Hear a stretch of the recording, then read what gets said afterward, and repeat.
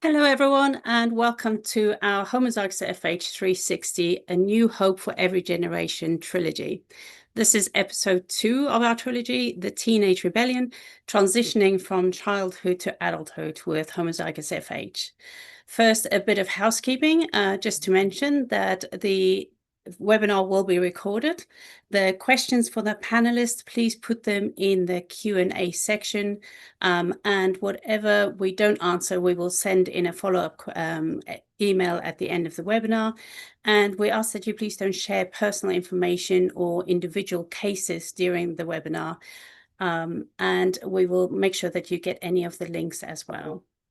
So if we can get started, we're going to talk about growing up with homozygous FH and some of the unique challenges that these present, including transitioning from pediatric to adult care. In this episode, we will focus on young adults, adults managing homozygous FH, what is their evolving medical needs, the importance of a strong support system around you.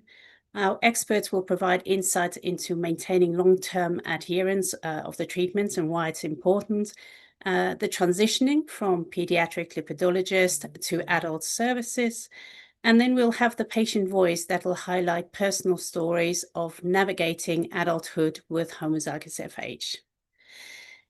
It's with great pleasure that I'd like to introduce our panelists, Professor Albert Wigman, pediatric cardiologist, as well as our FH Europe Foundation secretary, and he's all the way from Netherlands.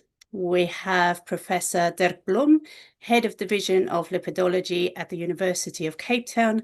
He's also the current president of the International Atherosclerosis Society, IAS, and he's all the way from South Africa.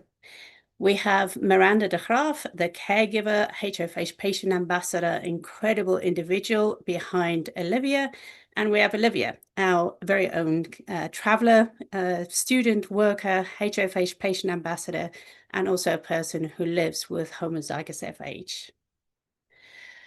So now that housekeeping is done, I will share a little bit on my own reflection. So I'm a person who lives with homozygous FH. I was diagnosed when I was 3.5. And if we think about the transition at that time, it was very different to what some of us experience now. During childhood, it was great because basically my mum did everything. She did the appointments. She told me when to take my medicine. She drove me everywhere I had to be. So from that point of view, it was really easy. And looking back on it now, I'd love to go back to that where somebody else had to take responsibility for everything. During my teenage years, I definitely gave her most of her gray hair.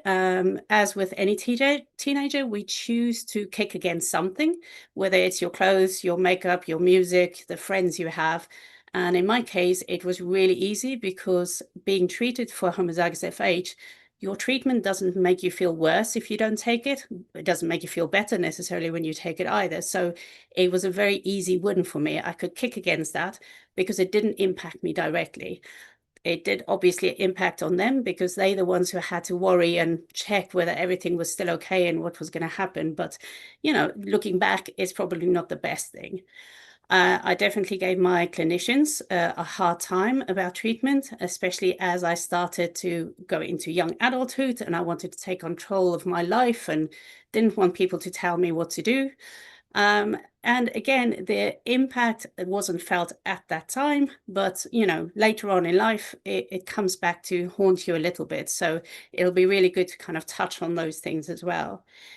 One of the big things for me was travel. One of the reasons why we didn't want, or for me, that I didn't want to do the treatment of apheresis was I love traveling. I hated being told that I couldn't go somewhere and that I had to be stuck in one place. So for a lot of time, I wouldn't go for the treatment. I would take my statins or take my tablets, but I wouldn't do those kind of things. And then when I traveled, my mum was a very caring individual, but also strong-willed, which is probably where I get it from. And between her and my brothers, they wanted to keep me safe and didn't want me to go outside of their little bubble. So when I traveled to Europe, it was a big shock to the system and a lot of negotiation to get to that point. The agreement was that I would contact the lipid clinic in Imperial College, which I did. And at that time, Professor Rossi and I continued my conversations about not wanting certain treatments. But it went great because it didn't affect me. I didn't see the damage. I didn't see that it was causing an issue until I went home and I had a heart attack while I was home. At that point, my mum really freaked out because I wanted to travel again. So you can imagine, again, I really took some years of her life cycle, I think. But once I started traveling again and having to take responsibility for my own treatment, it was a bit more information that I required of why did I need it? Why did I need to be treated so aggressively? What made it different to somebody else who could just take a medication and go? So from that point of view, it was really hard. It was hard for the people around me. It was hard for me growing up, accepting that. And it's very important for us to be able to explain to those people coming after us, now that we probably know a little bit better, maybe not quite to the extent we should, but enough to know that it is important to have an agreement and a collaboration about how you assess your treatment, but also what fits with you. And with that in mind, I would love to bring Albert actually onto the conversation. And he's going to tell us a little bit more about why early action is needed, from screening to treatment, but also some education about what does it mean for individuals for us to be more persistent in taking our therapy seriously. Albert. Thank you for that invitation and for your impressive personal story. And for that reason, because it's always personalized medicine, tailor-made, we do a lot of research in homozygous FH children, adolescents, and also discuss today, wonderful, to see how we can optimize. If I can share my screen with you. Can you see this? Yeah. It's all about the combination of cholesterol and coronary heart disease. And this graph shows you how it works. At the left-hand side, you see the development of a plaque. And if you make slices of it, you see it going from foam cells into fatty streaks, atheromas, etc., etc. And every specialist thinks in the direction of the arrow. And this community now should think in the opposite direction. The moment cholesterol enters the vessel wall, it should be removed as early as possible. For that reason, we start in homozygous FH as young as possible from the diagnosis onwards. In heterozygous, if you inherit it from one side, you start from the age of 8 onwards. Also earlier than many countries do.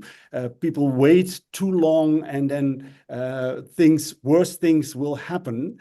So it's important to find them as early as possible. And I noticed last week with the first webinar that it's always difficult to know what are the words for it. Here you see eruptive xanthomas, really known in homozygous FH children.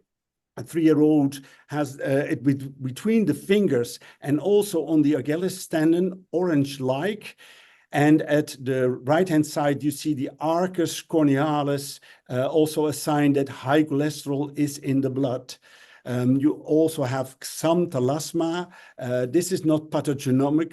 This is not only in FH there. The other 3 are specifically seen in homozygous FH and later in life in heterozygous FH. So we should recognize these. And if we see this, measure the cholesterol and start treatment, as was seen here. Last week, we published in 12 to 17-year-olds with homozygous FH the results of a new drug, inclisiran. That's a PCSK9 inhibitor. You will give it once per half a year. And you should read this paper that at the left-hand side, you see those 9 who received inclisiran. And on the right-hand side, 1 in 2, 1 in 3 had placebo. And the placebo is giving rise of cholesterol and drop of cholesterol, but the majority of those who received inclisiran had a drop, and 5 out of 9, more than 20% reduction. And we think if it's more than 15% reduction, it's worthy.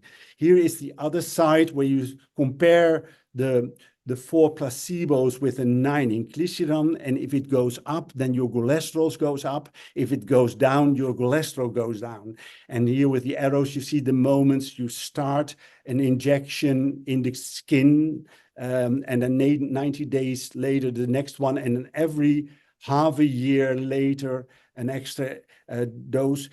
It only will work if you have LDL receptors assembled. And many with homozygous FH have some LDL receptors, and then it's interesting, others have no LDL receptors at all, then you need other treatment. Here you see that in the liver cell at the left-hand side, the LDL receptors are assembled, transported through the cell to the surface where the bloodstream is, and they bind to the LDL bulb with an ApoB on it, and it fits in the LDL receptor. But the moment there is, for instance, PCSK9 in the blood, it sticks to the LDL receptor and can't be recycled. And if you give anti-PCSK9, it removes the PCSK9. Hopefully I'm able to do that. Yes, here it is. And you can reuse your LDL receptors. If you don't have LDL receptors, other treatments are needed. For instance, lipoprotein apheresis in children. And what you see here in a 12-year-old girl is it leads to a significant reduction of LDL cholesterol. In the beginning, you see it at a high level, and then it drops weekly to lower levels. And we measure then a sort of, a calculation, the Crohn equation, where you see what it's during the week, the levels of that cholesterol. And it's not between the 2 lines that you see at the bottom where we aim for. So it lowers the cholesterol, the xanthomas are removed, they vanish, but is it also protective for coronary heart disease? In 2019, we questioned that. And luckily, and Dirk Blom is chairing that, the HIC registry exists. And we looked into that registry, and 404 young people received treatment. Unfortunately, 164 only statins and ezetimibe, and were not able to receive apheresis. 240 were receiving apheresis on top. And you see that the LDL drops with just ezetimibe and statins with 31%, and with apheresis on top, 55%. So it's important to add treatment to lower your cholesterol maximally. Why is it that important? If we look at cardiovascular death, we compared 125 who received only pharmacotherapy with 125 sex and baseline LDL matched lipoprotein apheresis. And in the group with only pharmacotherapy, of the 125, 10 died. And in the 125 with also lipoprotein apheresis, only 1 death occurred. And this is highly significant difference. So it's important to add this. And another drug we published about in younger children is angiopoietin-like 3, a difficult word, but it inhibits lipases, and lipases are enzymes that break down lipids. And thus, the levels of triglycerides and LDL cholesterol are influenced. People with a loss of function of this enzyme have low levels of triglycerides and LDL cholesterol. And that's interesting because they have, this is a longevity gene. They live for a very long time.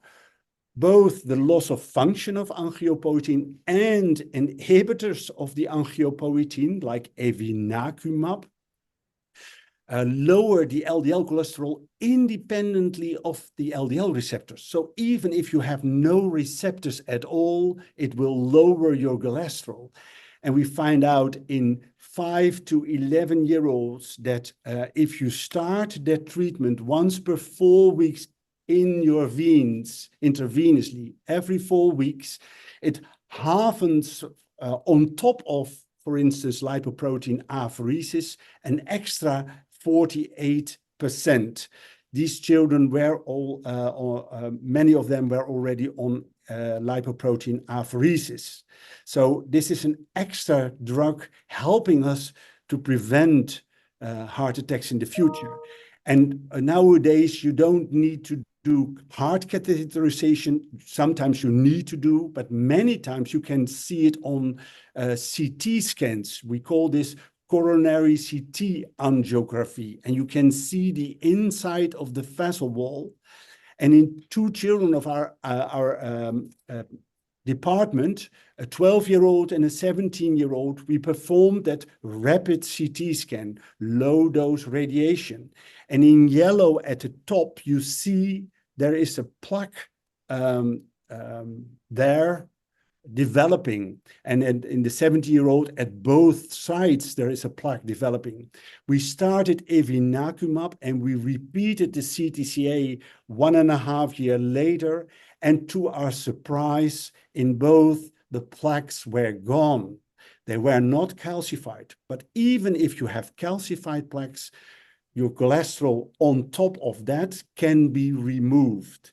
And I will stop sharing. This was the presentation. So thank you that I had the ability at least to tell this, because you can be a rebellion, but not about your cholesterol. Please be rebellion about doctors who don't treat well. And there must be a revolt for all countries that not at least have one treatment available. I know from South Africa that they are eager to include patients in trials to have access to these important drugs to prevent them from a heart attack. And that is what we aimed for in the Netherlands as well. And hopefully, now we are certain that we are successful, but hopefully we can spread out the news to the whole world. Thank you for the moment. Thank you for the update, Professor Wigman. So Albert, can you just maybe let us know, because one of the things that we want to focus on during this webinar is the transition from pediatrics to adult services and how that differs. So in the Netherlands, how do you transition the care from pediatric to adult? And what are some of the challenges and some of the gaps that you've seen? Yes, it starts with already at the age of, let's say, 16, that you know, it starts at 3 to speak to the child, herself or himself, and the parents are there. But what I experienced, for instance, in diabetes mellitus, that a 16-year-old doesn't want to have his parent with him. And then suddenly he comes to the acute care with a hypokalemic coma. And then we talk again to him, or we get your parents in, or you become responsible the way you treat yourself.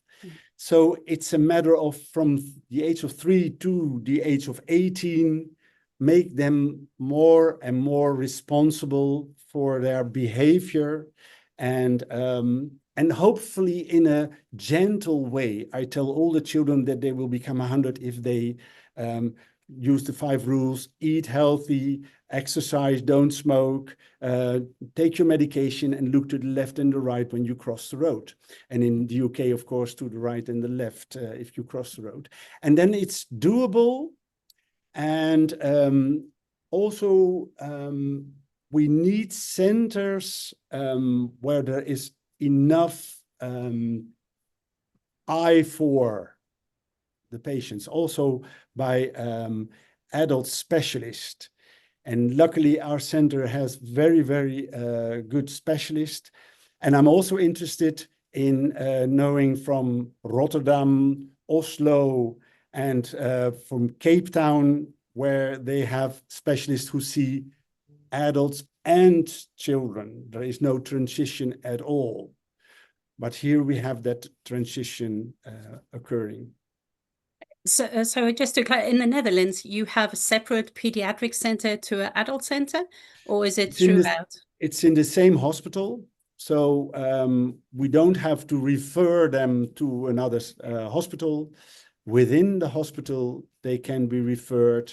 But for instance, in apheresis, there is a small department for children and an enormous department for adults.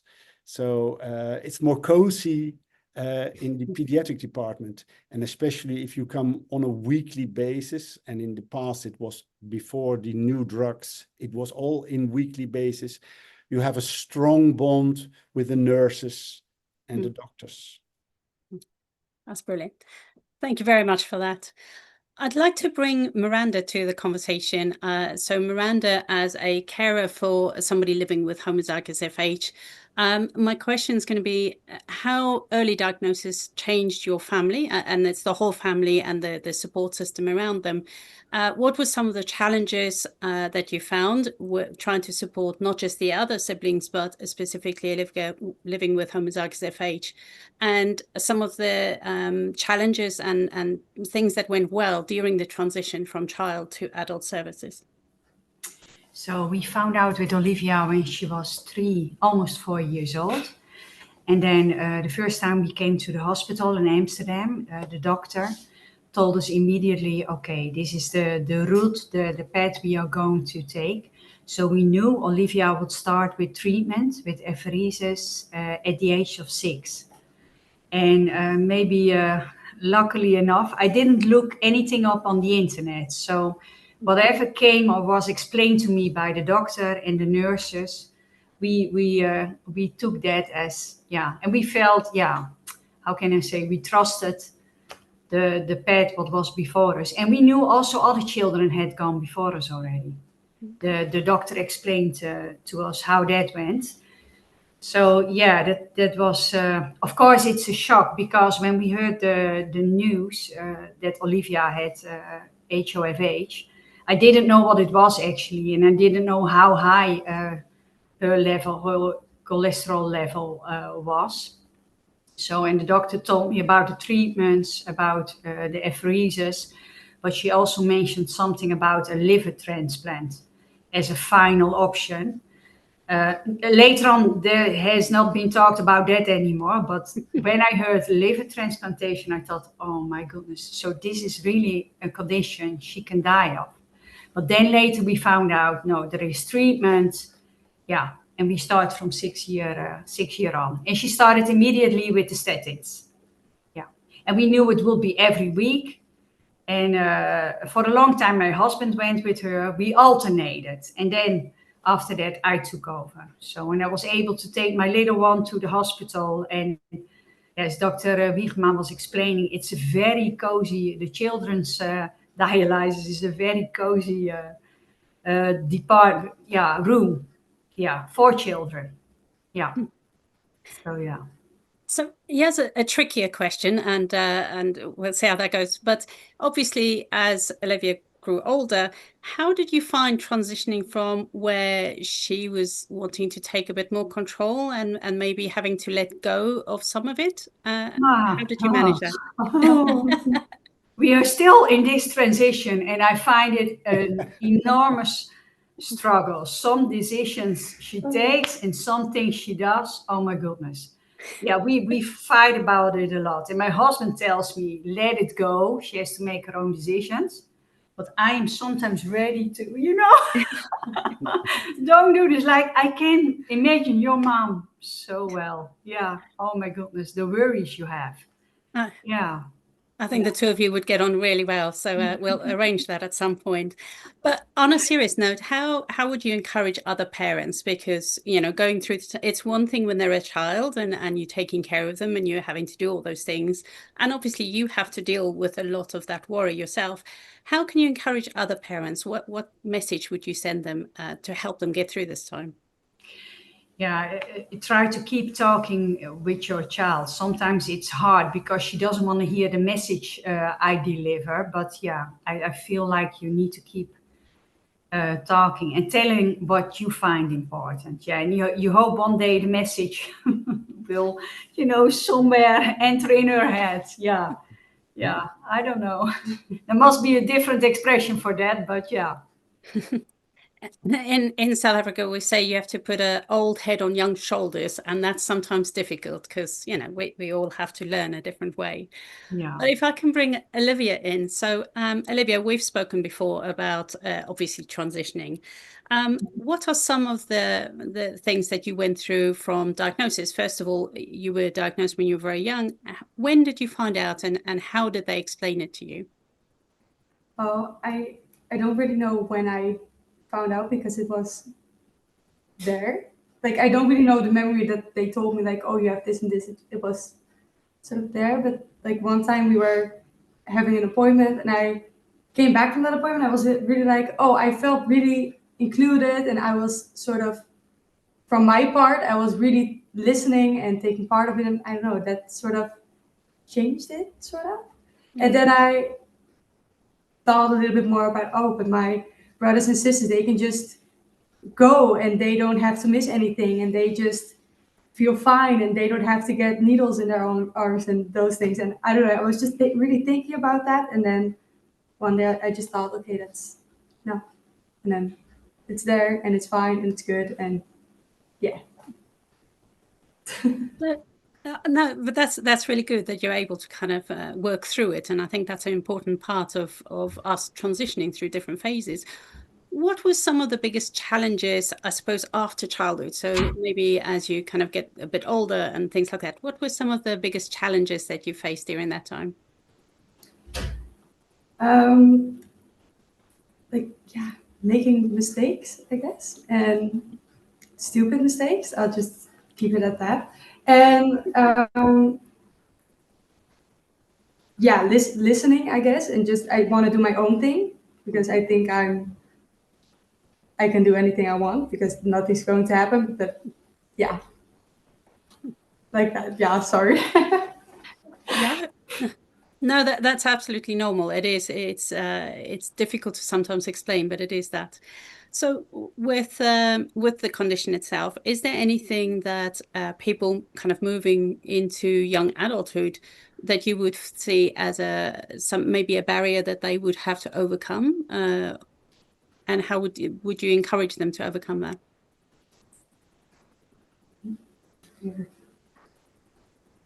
And Olivia, how was it for you that the internist intensified the treatment again?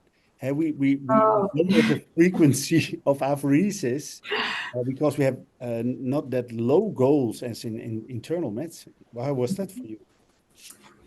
Yeah, at first I wasn't in on that plan to go back to once every 2 weeks instead of once every 4 weeks, because I was like, and who thought of this? And he knows nothing. I don't know who that man is. And I just got really angry.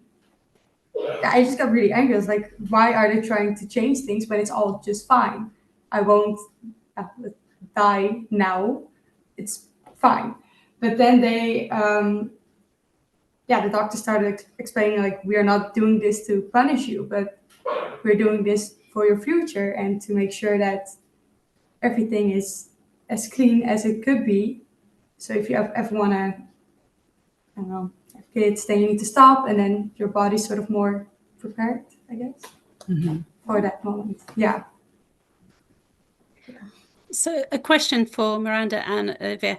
When you transitioned, obviously, where you have to start taking kind of accountability for your own treatment, Miranda, how did you find at the hospital the transition from pediatric to adult care? We went one time to her doctor. Now we met her doctor one time, and I just came along. And I think it's time for me to, leave her by herself. But yeah, I struggle with that. But Friday she went to the hospital again for apheresis, and it was the first time she went to where the adults are treated, and so I'm not allowed to be in the room anymore, and that went really well. They took care of her so well. They had a nurse there who was normally in the children's room, and yeah, so that was great. It's maybe more for me than for her, to be honest. They have to take more care about me than. I was just going to ask, Olivia, how did you feel with that, with the difference? I think I was fine with it because I just came back from Curacao, so I was I already went into a different location and it was already scary. So I was like, it's fine. And then I saw that the nurse that I know really well, and she was assigned to me as my personal contact thing. So that's great. And yeah, it was all good, and I got to meet some cool people. So it was all good. Yeah. That's excellent. And thank you both of you for sharing. I know it's very different depending on where people actually live, and sometimes that has a big impact. So with that in mind, I'm going to ask Dirk to join us. Having listened to the speakers and everything that have been said, I'd like to know from your perspective and maybe some of the information from the HIG registry, what happens during transition? What are some of the challenges, and where do we see some gaps that need to be filled? Thanks very much. So as I think everybody's outlined, transition is always a difficult period. And it's going to be unique for everybody because everybody's got different circumstances. In some places, it might be getting to meet new doctors, new staff. In other places, Cape Town, and I know Rotterdam, etc., the staff stays the same or the doctors are the same. So that makes it a little bit easier in some circumstances. But for everybody, we're going to have a unique challenge. And probably the interesting point is all of our conversation has really been revolving around apheresis. Not all of it, but a lot. And so that is clearly often for a lot of people with homozygous FH, it is the most difficult and the most, if I can call it, intrusive kind of thing, because you're there once a week or once every 2 weeks. Takes a couple of hours. It's associated with big needles. Some people feel quite tired after the procedure, and so then you are that often becomes like a focal point for rebelling against, or saying this is almost tying me down. Like in your case, you were saying, if I do this, then I can't travel easily. I'm going to have a bad conscience because I missed some apheresis sessions, or my mother's going to be on my case, etc. So I think that often becomes like a focal point. Just if we look into the future, maybe we're not going to need as much apheresis, because we have these drugs like evinacumab, which is the IV infusion once every 4 weeks, or lamiptide, which is oral tablets. And, if we can start treatment very early, then the adult doctors don't need to chase very low LDL cholesterol targets. They can almost kind of put you on a population, a little bit lower than the average population. And then you may not need apheresis. So I think going forward, there's also kind of developments of doing gene editing potentially in the future, or the ANGPTL3, like the evinacumab, is an infusion once every 4 weeks. Maybe we'll have what's called a small inhibitory RNA, which will just be a little injection under the skin that you can do once every 3 months. So I think for everybody that is coming towards this period, I would look at it with confidence, because things are getting better. Our treatments are improving, and the ease of the treatments is getting much better. So that's my positive side. Then my negative side is obviously we still have a whole worldwide imbalance of access to these treatments. Unfortunately, these newer, very effective treatments are extremely expensive, and they are not affordable in many countries of the world. And many people with homozygous FH, their doctors desperately want to treat them, but they just can't. So that's kind of for us as doctors plus patient organizations to rebel against, to kind of crusade and advocate for access. And then, for us to really keep patients in treatment. Maybe the last thing to say about the treatment you were kind of mentioning, you don't feel the high cholesterol, you don't notice the effect. It'll really be interesting to see what the introduction of imaging, vascular imaging will do to that, because a lot of centers are now doing CT coronary angiograms like Prof. Wichmann showed you at reasonably regular intervals.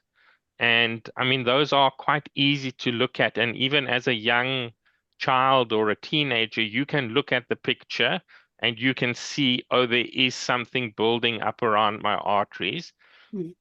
And I think that might actually be quite useful and helpful for people to see kind of what is happening, or to see the extremely good news. It's getting better. It's going away, because then you see there's benefit from this. I'm not just making my mother happy or my dad happy because I go for this and I take these tablets and I have these infusions. It's actually benefiting me in a way that I can see. And I think that might be almost what you can call a side effect, and quite a positive side effect of doing the imaging, that we can help people see their disease. Because once your xanthoma are gone from the skin, you don't see it, you don't feel it. And that is quite dangerous. So I think the future is looking positive. We just really need to get these treatments to everybody. That is a really important task. I think that's pretty much it is very difficult when it's a condition that is not seen and not felt, because why would you do it if looking into the future, somebody who's in their late teens, early 20s, we don't like looking that far ahead. But speaking of that, of your experience, either from the information from the registry, are there certain times in transition that maybe people drop off a bit? And what are the reasons you think around it? Yeah, so the HIC registry doesn't answer that question, unfortunately, because we kind of have just a sort of one snapshot. We, at the moment, are not able to follow patients. Okay. From my experience, and that's kind of what we see in South Africa, the teenage years are often more difficult, like in your case, if you're going to rebel, well, here's my treatment.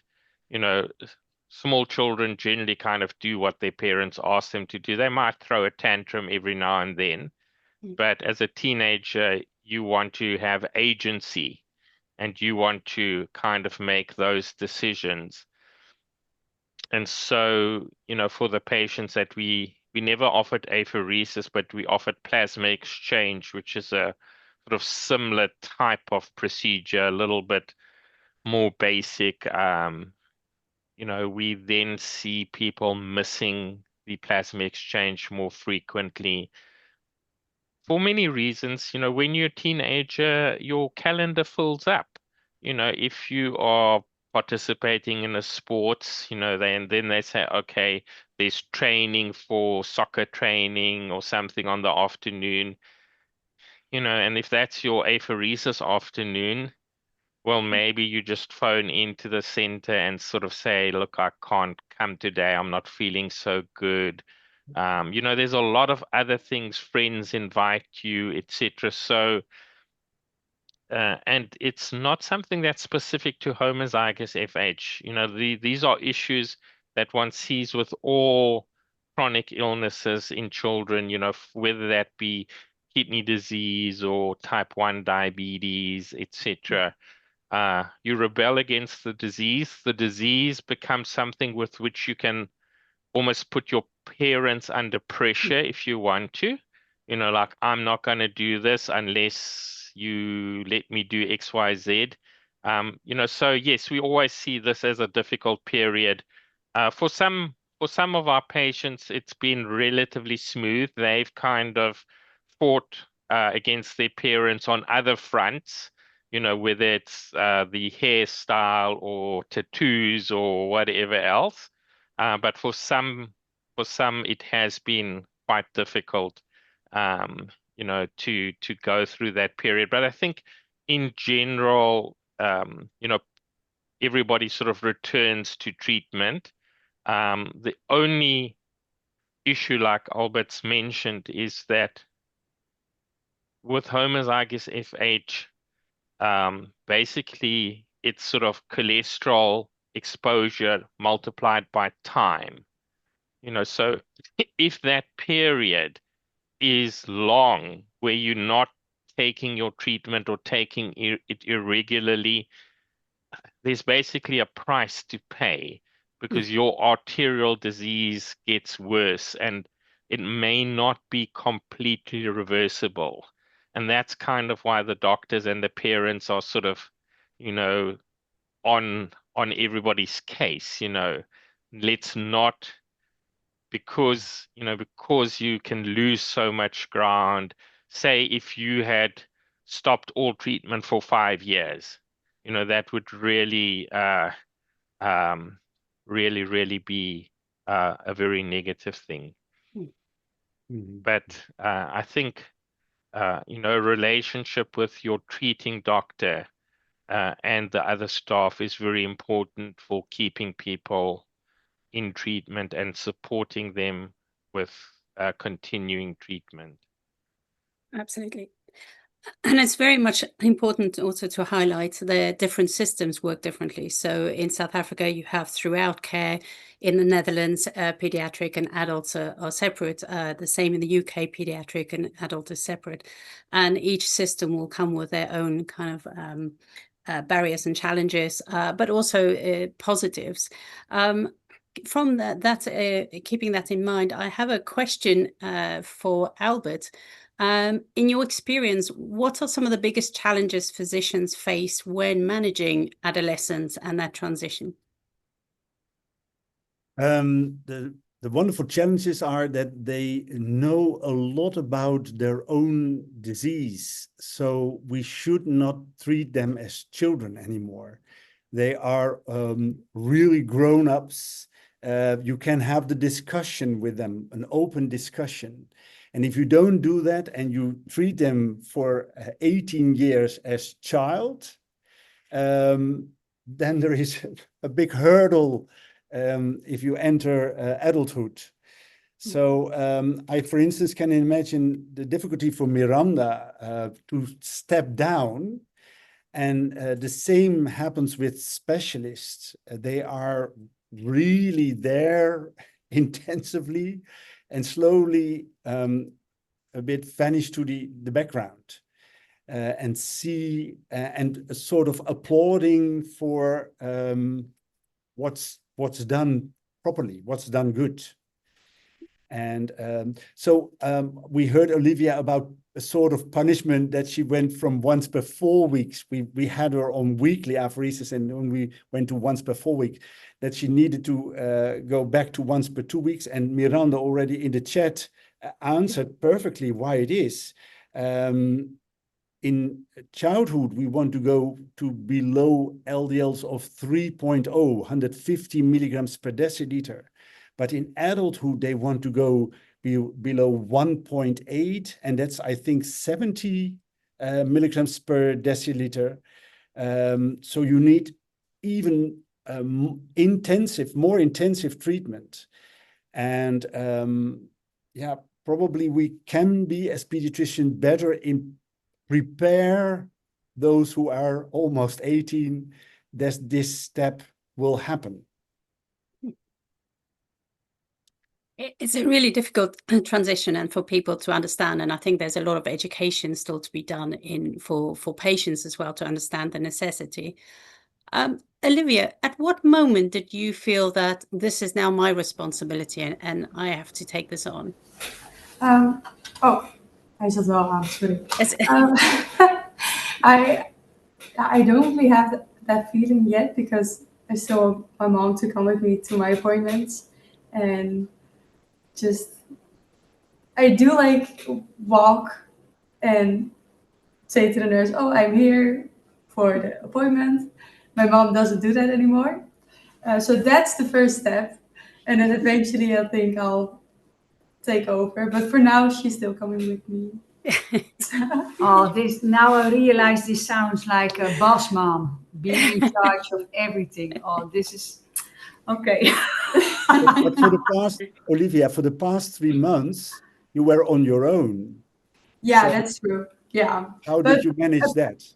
Yeah, but my friend did come with me, India, and yeah, that was great. And for the second time, my parents came as a surprise, so my sister came with me. So that was also so I wasn't really alone. And the doctor, I already met up with her when I first landed, so that she could show me around and where I had to go. And she also had contact with my doctors in the Netherlands, so that was also really nice. And I felt really welcomed. So it was all good.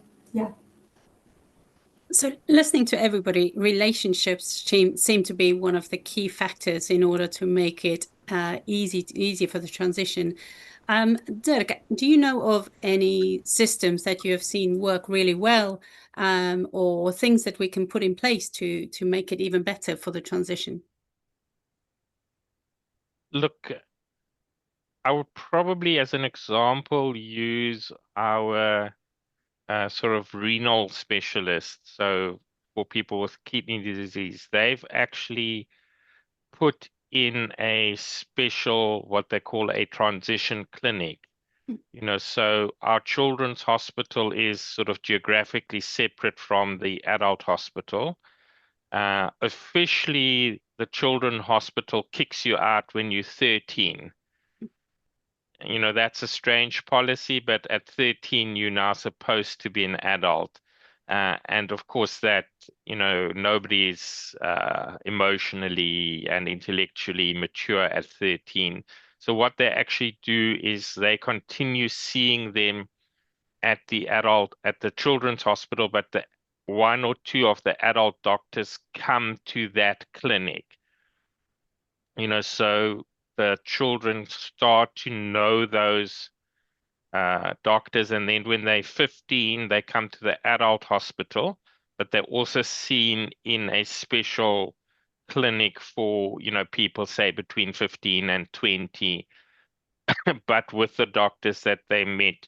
And so they try and make it a more gradual process, because otherwise you go from the sort of nice, cozy children's to the sort of stark reality of an adult service where there's not as much kind of personal attention, and you're sort of expected to know where to go make your appointment and get your prescription and, you know, be here and have your blood taken, and nobody sort of takes you by the hand. So I think they've had quite a successful model of transitioning, and I think that's kind of what we're going to need for a lot of these diseases. Mhm. Diabetes in our scenario is still problematic. You know, you kind of transition cold turkey from the pediatric diabetic clinic to the adult diabetic clinic. You know, one day you're going there and the next appointment is at the adult diabetic clinic, and they do see a lot of admissions post transitioning, etc. So I think all of us need to kind of, you know, sort of from the pediatric side and from the adult medicine side, we've got to learn that adolescents and young adults do need some special input. They are interested in different things. You know, they are very savvy, usually when it comes to internet, etc. You know, so you can't tell them any kind of nonsense because they'll have Googled it like before you've even said it. You know, and you've got to allow people to do that research, bring their questions, bring their input, etc. So I think it's starting to become a more formal kind of procedure, almost like a handover and a more gradual transition. But there's still a lot that can be improved in different areas. And you know, for us, because we see the children and the adults, it's sometimes a little bit of a difficult process. Like with some parents, we have to very gently kind of say, let the child come in on her or his own. We'll kind of spend some time talking, and then you can come and join. But like let them kind of tell their own story, ask their own questions. Some parents do that quite easily. In some parents, it's quite difficult. You know, we had one patient who was still living at home at the age of 35, and the mother was insisting on coming to every appointment. Yet we had another child that at the age of 11 was riding the train for 40 minutes to come for his apheresis on his own. So very, very different parenting approaches, and we got to work with all of them. It's incredible, the differences. But Albert, I'd like to see for you from a pediatrics point of view, what kind of ingredients would you think makes a smooth transition from pediatric to adult care? In a center where you have a transition, you need to have frequent meetings with the specialists of adulthood. So Olivia was already known for, I think, 8 to 10 years to her specialist for adulthood, because every 4 months we had a general meeting and discuss children and adults. So you learn also from those who are already in adulthood as a pediatrician, and it makes it more smooth for the transition. And of course, during that meeting, Olivia is O with a girl sign and not the full name, because we don't spread it into many people who are not treating. But it makes it easy to have that transition done. I'm not certain if that feels the same for Olivia herself. Well, that was going to be my next question. So Miranda and Olivia, what would you say is the bits that you think would help just even out the transition? No, we were told already at what age she would have the transition. They told us the name of the doctors. We heard from some other parents who were treated by this doctor. Very positive reaction. So yeah, positive feedback. So yeah, and also where she has the apheresis, they explained us. They showed her one time the room where the adults are being treated. Yeah, and the transition they did with this nurse, who we knew already, was too kind. You know, it was very sweet. Yeah, so we were blessed again. Yeah. Yeah, but blessed because Not blessed. sometimes we even hear that you are lucky to have good treatment. No, you're not lucky. It should be the standard. I echo Professor Blom that we should do crusades to make it available for everybody who's in need. And this is a known disease over the world. And in every place, there should be at least a specialist, not in every place, but in every country, at least a specialist who takes this treatment over. Yes. Thank you very much. I would also like to also bring in for Miranda, you, like a lot of our parents, are our main carers, our main supporters. But how do we also make sure that you are taken care of? Because although you don't necessarily have a homozygous FH, you are still a patient. How do you take care of yourself while still trying to keep the balance, taking care of them? Oh, that's a hard question. I'm not really sure. You know, the apheresis was once a week, so it was just part of our schedule. And yeah, it was easy to fit in with my schedule since I work some days per week, so I could come with her the other day, every Friday. Yeah, it's just a routine actually, and taking care of yourself. Yeah, I try. My father had FH, and he was very fit, very energetic, and he always watched his diet. And whenever he heard of some food, some healthy organic foods that were new and would reduce your cholesterol, he would take it. So he gave us kind of a pattern. Yeah. I'm sorry, I put you on the spot a little bit, but it is sometimes interesting. I did the same with my mum because you forget sometimes that you have to be taken care of as well. But those were incredible, insightful input from everybody. So I want to say a big thank you to all of the panelists. I'm hoping that everybody got some information out of it. I definitely have learned some new things. And I'd also like to remind everybody that, you know, this is part 2 of the trilogy. We have part 3 coming up as well. So we have the Inherited Legacy, Family Planning and Caring for Children of Homozygous FH, which was our first trilogy. The link will be in the chat so that you can go and watch that. We obviously now have had section 2, which is about the transition from child into young adult into adulthood.